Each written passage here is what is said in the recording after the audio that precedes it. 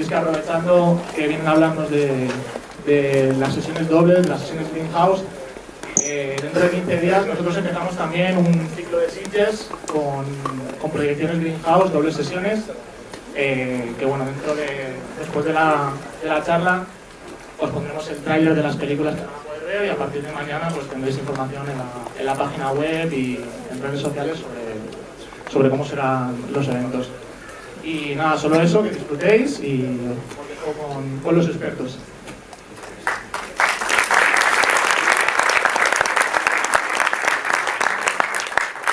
Pues buenas noches a todos, muchas gracias por venir. Bueno, primero supongo que será presentarnos. Yo soy Paco Jeremy, él es Juan Villafásila. Yo no me levanto y hago... ¿No? ¡Se sienten, coño! Sí. ¿Se oye algo? Momento, por favor. No, si no va por ti, hombre. Bueno, sí, yo me voy a sentar, que me diagnosticaron una hernia discal hace una semana y me va a venir bien. Bueno, nosotros dos, yo soy el guapo, él es el listo del dúo. Para que veáis el nivel. Pues nada, tenemos este proyecto llamado Palma también fue Grindhouse, en el cual pues intentamos dignificar la que fue para nosotros la última edad de oro para los cines. Para los cines como emplazamiento para ver películas, no como cine. Los cines de barrio eran los cines que estaban, bueno, situados, pues como bien dice la palabra, en los barrios, en los cuales pues la gran mayoría de la barriada iba a los fines de semana a gastarse los pocos cuartos que tenía para pasar el rato en el único divertimento que había para el pueblo, ¿no? Claro, pensad que hablamos de una época que no existía nada llamado actividades extraescolares, no existían prácticamente a principios de los 70 ni asociaciones de vecinos ni nada parecido, entonces el cine era un poco el sitio donde se hacía la vida social del barrio, ¿no? Sí, sí. El rollo es que en los 70, desde el año 70 hasta el año 85 aproximadamente, existía una cosa llamada programas dobles, que era como la acepción española al término Grindhouse, en los cuales pues se proyectaban dos películas que podían ser o algo que tenía que ver una con otra, dos películas totalmente diferentes. Se proliferaban cosas como el cine S, el destape, el fantaterror, el spaghetti western, géneros que ahora mismo ya no existen y por desgracia no volverán a existir jamás. Y era una manera muy diferente de entender el cine como al que nos tienen acostumbrados ahora mismo, que para nosotros es basura. Bueno, pues nada, si Julián nos pone la primera imagen, yo creo que podemos arrancar ya. Julián, dale caña, torete. Ahora tendrás que hacer algo así para... Ahora cuando estemos a oscuras me voy a tocar y nadie me va a ver. Pero procura no salpicarme a mí, hombre. Pues está cómodo aquí, ¿eh? ¿He pillado yo este sí? Un poco Eugenio sin Cuba aquí sentado. Bueno, Ahí te he visto, Julián, gracias. bueno, ahí ha estado rápido. Bueno, un poquito con lo que arrancamos es el alma mater de este proyecto, realmente, que es un poco la diferencia entre lo que se hacía y lo que se hace. Los dos carteles, como podéis ver, estos dos carteles son del Día de la Madre. El de vuestra izquierda, sí, izquierda, ¿no? Sí, el de vuestra izquierda es el de la película original del año 80. Como podéis ver, una imagen bastante grotesca, pero a la vez impactante. Tan impactante que hacía que muchísima gente, sin saber qué película era ni de qué iban al cine a verla. O sea, hablamos de que la imagen puede no ser de buen gusto, puede gustarte, puede no gustarte, pero lo que sin duda hace es llamar la atención. Es un poco lo que se pretendía con este tipo de imágenes. En cambio, la de vuestra derecha, que es un remake en el cual sale una señora llamada Rebecca de Mornay, que creo que nadie de aquí ya se debe acordar de ella, pues es un póster que tiene bastante poca gracia tirando a nada. Creo que si fuerais a cualquier cine y vieras un póster como este, ninguno de vosotros tendría muchas ganas de ver una película, de ver la película. Claro, nosotros no hablamos de la calidad de la película. Yo, de hecho, el remake no lo he visto. O sea, tampoco... Ni lo vas a ver ni lo vamos a ver. Tampoco. Pero de lo que se trata es de hacer los cines para atraer a la gente. Y sin duda, pues... El micro a ti no te va muy fino, ¿eh? ¿Me lo cambias o qué? No, hombre, no. Bueno, y esto es un poco lo que realmente queremos... No, porque a mí me suena fetén, tío. Nosotros lo que queremos reivindicar es esto. ¿Por qué nos hemos vuelto tan garrulos? ¿Por qué hemos involucionado tanto en cualquier cosa? ¿Por qué antes existían anuncios como el de FA, donde salía una señora con las tetas al aire y nadie moría de un infarto ni nada por el estilo? Y ahora es todo tan mojigato. Ahora de repente está en una película llamada 50 sombras de Grey y parece que nadie ha visto una polla en su vida. Es como... me parece tan ridículo. Bueno, sí, también es cierto. Estas imágenes era lo que estaba acostumbrada a ver la gente que era asidua a los cines de barrio y a los cines en los 70 y los 80, y nadie estaba tarado. O bueno, sí, supongo que había más de uno, pero no era por culpa de esto. Bueno, pues si Julián nos pasa la imagen, vamos a empezar.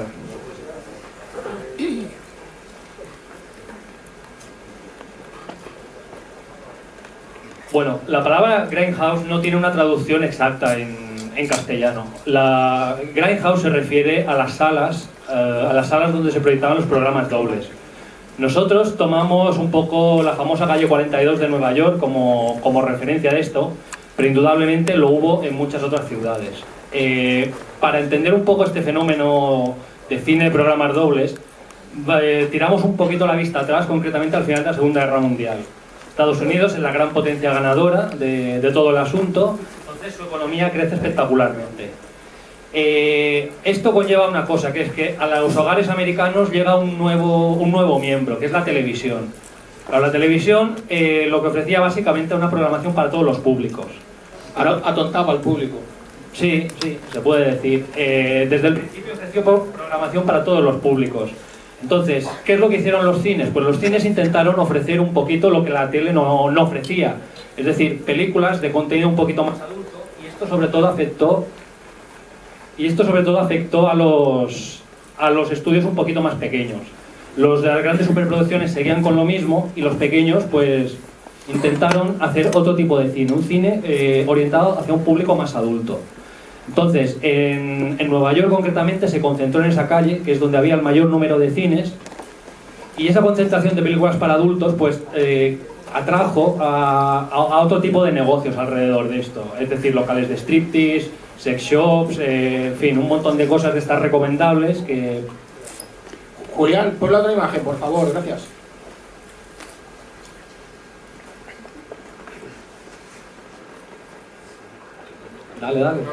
Dale, usa ese micro, a ver cómo te va. De hecho, solo tenéis que ver los carteles. De hecho, solo tenéis que ver los carteles que aparecen en la imagen de esta foto de la calle 42. Es el tipo de cine que podríamos decir que estaba un poco como mal visto por la sociedad, ¿no? Calígula, violencia extrema, extravagancia, Bruce Lee, ¿no? Eran películas que eran carne de grindhouse. De hecho, la calle 42 es escenario de una de las imágenes más antológicas de Taxi Driver, en la cual nuestro amigo Travis Bickle... Hola, ¿qué tal? Hola, yo te conozco. Ahora lo subo a cabina y os lo bajo. ¿A qué es micro? Es more.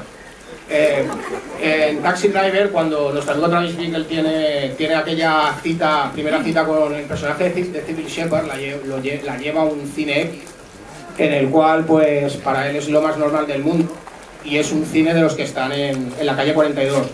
Viendo que ese cine está en aquella calle, pues os podéis imaginar cuál era el tipo de programación y el tipo de cines que había allí ubicados. Bueno, como podéis ver, el sexo y la violencia atraían en los 70, siguen atrayendo hoy en día. Es decir, hay ese tipo de cosas que la tele no ofrecía, y sí que empezaron a ofrecer estas películas y en dosis bastante elevadas. Como veis en la imagen, incluso se ve un señor con aspecto de musulmán que se podía pasear por Nueva York sin que nadie le detuviera. Entonces, sí que han cambiado muchas cosas. Y si Julián nos cambia la imagen, vamos...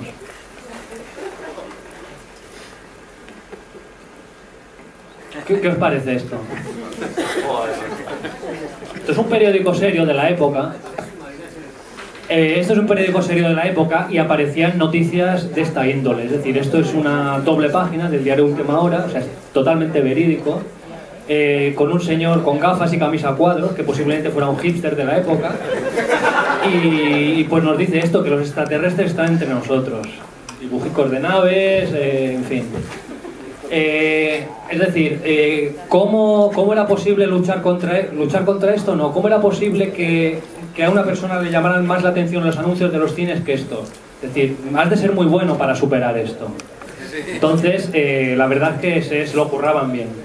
Es que esto, a día de hoy, en Última Hora, es que parece como una página de aquel periódico que era Noticias del Mundo, o no sé si os acordáis de él, o del periódico El Caso, aquel de mata hachazos a su mujer, ¿no? En portada. Es increíble que en los años 70, en un diario, como dice Juan, serio, se publicaran cosas como esta. Claro, el tema es que, Julián, cámbianos la imagen, por favor. Se tenía que luchar de esta manera contra este tipo de noticias tan veraces. ¿Veis? Con frases como esto. Esto ahora se llama taglines, entonces pues seguramente no tendrían ningún nombre concreto. Y veis, debido a las escalofriantes escenas. El tema de las faltas de ortografía también era bastante normal. Esto pensar que lo montaban en un periódico a toda velocidad de un día para otro. Entonces esto pues hay que pasarlo por alto porque era muy frecuente este tipo de cosas. Yo soy de los que pienso que si en aquella época, ¿esto de qué año es este reporte aproximadamente? No sé, esto será, ¿cuánto llegó el Cinese? Pues año 78, 79. Pues vosotros imaginad, abrís un diario, estáis ahí tomando un café en el bar o en vuestra casa, y de repente abrís el periódico y leéis esto. ¿De qué tenéis ganas? ¿De saltar por la ventana e ir a comprar una entrada para ir a ver la película anunciada con esto? Era un poco lo que se buscaba con este tipo de frases. Claro, esto es un poco lo que hablábamos de la primera imagen, es decir, son imágenes que atraen a la gente. Es decir, son ganchos, no son avisos, son ganchos. No quieren advertiros, quieren que vayáis. Entonces, sí que lo conseguían, con cosas así. Pon la siguiente. Ahora vamos a ver otro de los reclamos que había ya directamente en los cines para que la gente se sintiera atraída para entrar a ver la película. Era esto, que fuera tenemos unos cuantos de la película que proyectamos esta noche, son los fotocromos. Estos fotocromos eran, bueno, fotografías de la película, en el cual se ponía pues aquel recorte que sería ser una imagen de la guía de prensa, con la cual pues se enseñaban las imágenes más impactantes de la película o de las que más pudieran herir la sensibilidad en algunos momentos. Los fotocromos que salieron eran de cartón, es decir, esto no era papel, el papel fueron después, esto era cartón, es decir, estaban hechos para durar, pensando en que iban a pasar de un cine a otro, algunos acababan muy machacados y nada, y ya os digo, si os fijáis en los agujeritos para las chinchetas y ya está. Una foto en blanco y negro pintada a mano, imaginaos el currazo que trae eso, únicamente para vender entradas, para que la gente entrara al cine. Julián, vamos a la siguiente. La que vamos a ver ahora supongo que ya os sonará un poquito más. Esto es posiblemente una de las imágenes más dolorosas de la historia del cine. Hablando de la mojigatería que estábamos hablando antes, esta película, uno de los cines que la estrenó en Palma era el Palacio Avenida. Palacio Avenida, que estaba justo en el centro de Plaza España, y para su estreno hicieron un cartel pintado a mano con la imagen de esta señora empalada que medía 5 metros. O sea, vosotros imaginad que desde cualquier punto de Plaza España se podía ver ese cartel. Y lo mejor de todo es que nadie sufría por ello. Y los niños se bajaban de la parada del bus para ir al colegio y no pasaba nada. De todas formas, la imagen resume un poquito, como ha dicho Paco, la mojigatería de entonces y de ahora. Es decir, se puede mostrar a una persona asesinada, a una persona empalada, pero no se pueden mostrar unos pechos. Eso pasaba entonces y sigue pasando ahora. La muerte no hay problema, el sexo ya es más problemático. Supongo que sabréis que esta película pues le costó a su director ir a juicio y de hecho tuvo que explicar ante el tribunal cómo hizo esa imagen. Es decir, la señora está sentada en un sillín de bicicleta. Vamos a la siguiente, Julián.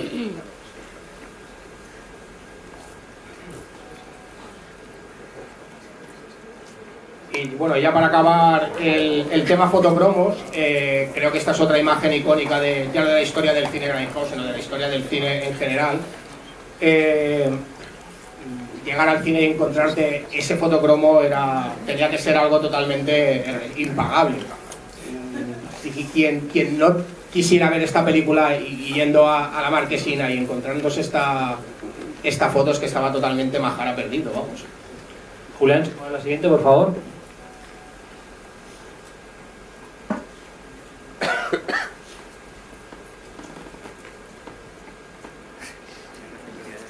En 1967 llegaron a Palma los cines de arte y ensayo. En principio fueron dos, Jaime III y el Salón Rialto, que es el que vemos la imagen aquí en pantalla. Si leéis un poquito las frases, hoy en día es inconcebible promocionar una película con estas frases. El cine de arte y ensayo, cuando se legalizó, la idea que se tenía era que la censura sería un poquito más blanda con ellos. Más flexible, ¿no? Efectivamente, porque era versión original y películas que ellos consideraban raras. Entonces dedujeron que irían 4 gatos a verlas. Entonces, la verdad es que como arte y ensayo colaron una serie de buenas películas de terror que de otra forma no hubieran pasado. Y de hecho también colaron muchas películas de hecho bastante duras, la vertiente un poco más potente, como podría ser Salò de Pasolini, que bueno, que son palabras mayores, que es como aquel que decir gore d'auteur, se podría decir. Claro, el tema del arte y ensayo pues era un poco como echa la ley, echa la trampa, ¿no? Como arte y ensayo vamos a colar muchas cosas que de otra manera no podrían haber visto en salas comerciales. En salas convencionales. Eran salas más pequeñas y sobre todo eran salas de versión original. La versión original desapareció en España pues prácticamente desde que empezó el franquismo hasta... Bueno, las salas de arte y ensayo fueron la excepción y ahora pues hasta que llegaron estos multicines pues como fueron los Renoir no volvió a haber versión original. ¿Sí cambia?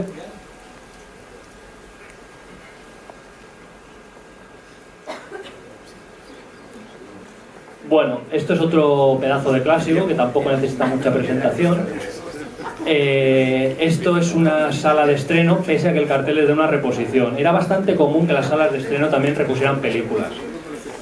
Sobre todo hablando de cosas como esta, que era un taquillazo garantizado. Esta reposición del año 71, y tened en cuenta que el vídeo estaba más de 10 años vista todavía, con lo cual una película así o te caía por casualidad en la tele, o si no la reponían no volvías a verla. Entonces, una reposición así pues era taquillazo seguro.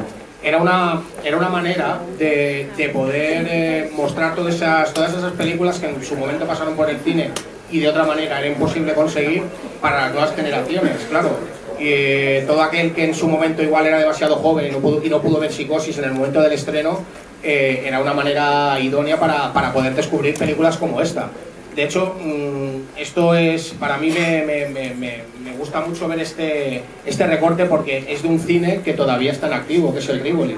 Es uno de los pocos cines de barrio que quedan en Palma, que sigue teniendo espíritu de cine de barrio, aunque sean 3 salas, pero sigue teniendo ese espíritu de cine de barrio. ¿Cambias, Julián?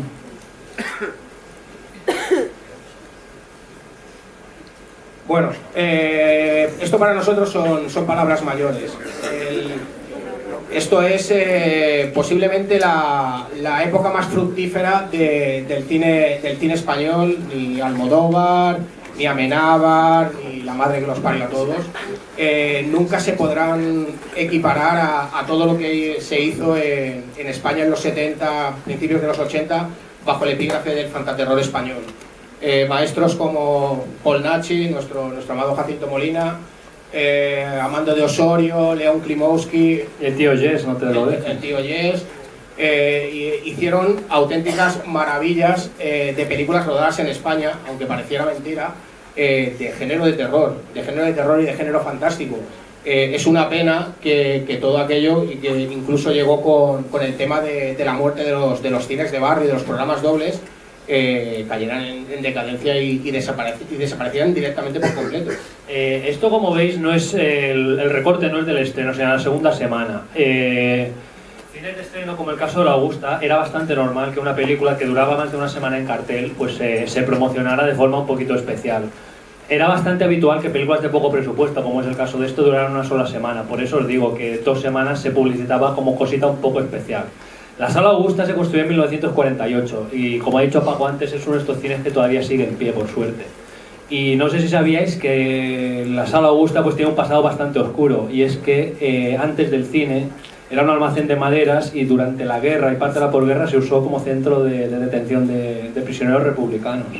Entonces pues seguro que vio historias bastante más terroríficas que todas estas. Que la noche de Valpurgis, sí.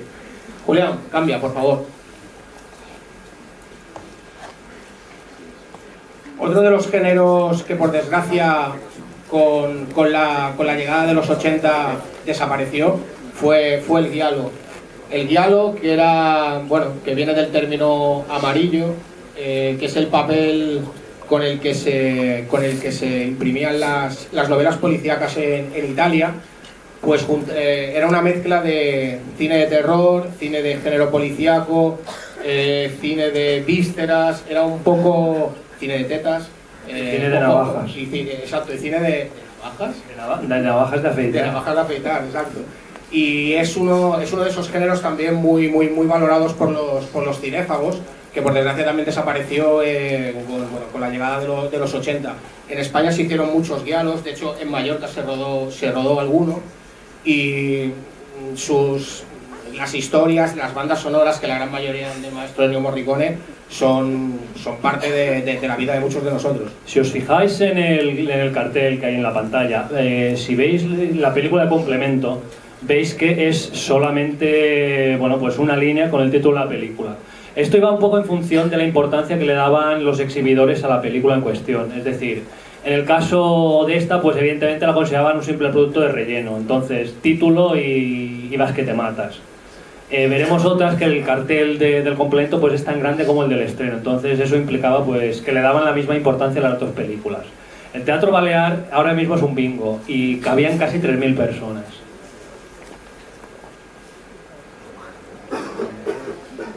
Pues bueno, otra reposición, en este caso el Cine Capitol, que es un cine, o era un cine más bien, que fue de reestreno y luego pasó a cine de estreno, pero como os he dicho antes, cosas como estas sí que las seguían reponiendo sin ningún problema. ¿Veis? En este caso pone copia nueva. Lo de copia nueva era una excusa más para reestrenar la película. Copia con más calidad. Posiblemente la copia estaría reventada, pero bueno. Claro, pensad que luego, al fin y al cabo, el ojo humano de aquella época tampoco no estaba acostumbrado al HD como estamos nosotros ahora, por desgracia. Por supuesto, pensad que esta película igual había pasado por 20 cines diferentes. Entonces, yo qué sé, a partir del año 75, pues copias que contenían escenas que antes habían estado censuradas, pues esto era otro pretexto para volver a estrenar. Por cierto, ¿os acordáis de Izaro Films, que está ahí arriba? El logo. Pues deberíais. Vamos a la siguiente.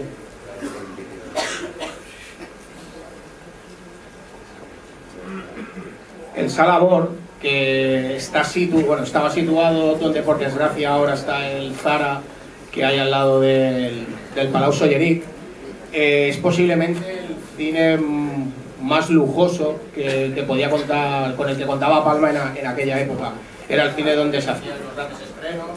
Ahí se estrenaron Star Wars, se estrenó en su momento Depredador, se estrenaron cosas muy potentes, y por desgracia es uno de esos tristes casos en los cuales un cine maravilloso pasó a convertirse en algo totalmente abominable. Exacto, como ha dicho Paco, pensar que este cine, hasta el año 1973, el patio de butacas, los tíos tenían que llevar corbata para entrar en ese cine. O sea que era un cine pues de nivel. De hecho, en las entrevistas que hemos hecho para el libro que publicaremos próximamente a gente que trabajó en los cines y gente que disfrutó, que tuvo la suerte de disfrutar de estos programas dobles, nos contaban que había acomodadores que pagaban por trabajar los fines de semana, porque las propinas eran tan heavies que ganaban mucha más pasta currando. Eran como 1.000 pesetas, ¿no? Pagaban 1.000 pesetas de la época. 1.000 pesetas o 6 euros de los años 70. Imaginaos cuánto podían sacar en propinas si merecía la pena pagar 1.000 pesetas para trabajar un fin de semana. Y echar el domingo por la tarde. Bueno, aquí tenéis el... Uy. No tenéis nada. Vale, seguimos con ello. Las películas de chinos, que es como se llamaban vulgarmente a las películas de artes marciales de la época. También tuvieron un boom brutal, gracias pues al amigo Bruce Lee, que fue un poco el instigador de todo esto. Claro, en España se llamaban simplemente películas de chinos. Había películas de acción, había comedias, había terror, había de todo tipo, que se llamaban de chinos. Simplemente se llamaban películas de chinos. Más fácil imposible, vamos. Pues sí. Vale, Julián, ahora sí.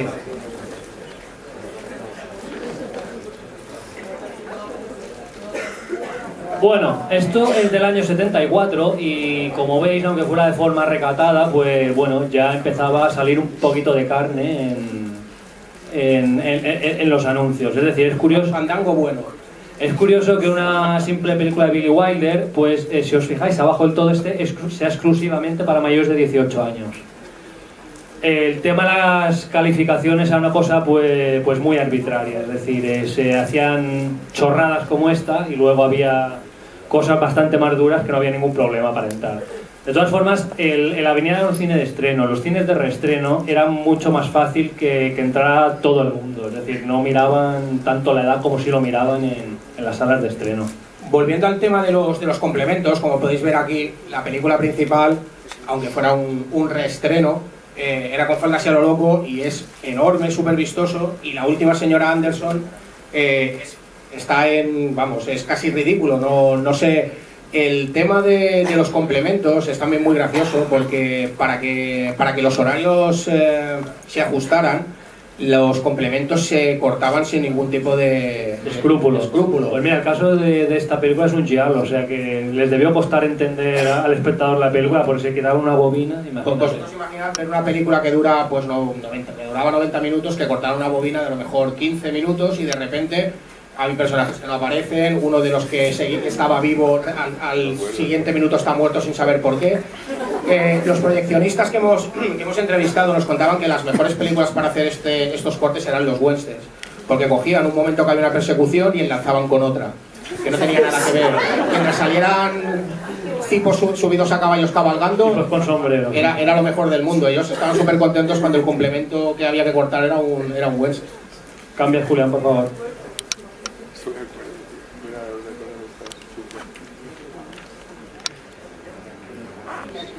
Bueno, esto seguimos un poquito con el cine español y el cine Versalles. Este cine se inauguró en el 74 se inauguró con un tostón de estos que a Paco seguramente le debe gustar, que es una cosa de Franco Zeffirelli o algo así, la película de estas soporíferas, pero bueno, rápidamente con la llegada del cine ese pues fueron remontando. Esto es una versión española del Exorcista y curiosamente estas películas, tanto las versiones bastardas españolas e italianas, llegaban a cartelera sin ningún problema, mientras que El Exorcista estaba parada por motivos de censura, estuvo 2 años parada. Todas las imitaciones italianas y españolas que le hicieron se estrenaron y petaron las taquillas. Sí, es verdad, películas como El Anticristo, por ejemplo, o esta endemoniada del amigo Armando de Osorio, llegaron antes que El Exorcista, que era como algo ridículo. Además, películas mucho más cafres, donde el tono serio que tenía El Exorcista, por ejemplo, estos no lo tenían, se lo tomaban todo a chichinabo, era como... Pero claro, de ahí realmente viene un poco el término grindhouse y el término exploitation, ¿no? Es decir, los italianos de hecho son los reyes del exploitation, aunque bueno, esta película no sea italiana, pero el rollo de coger lo que funciona y hacer su versión bastarda, como decía Juan, era un taquillazo, era una manera brutal de hacer pasta en taquilla. Claro,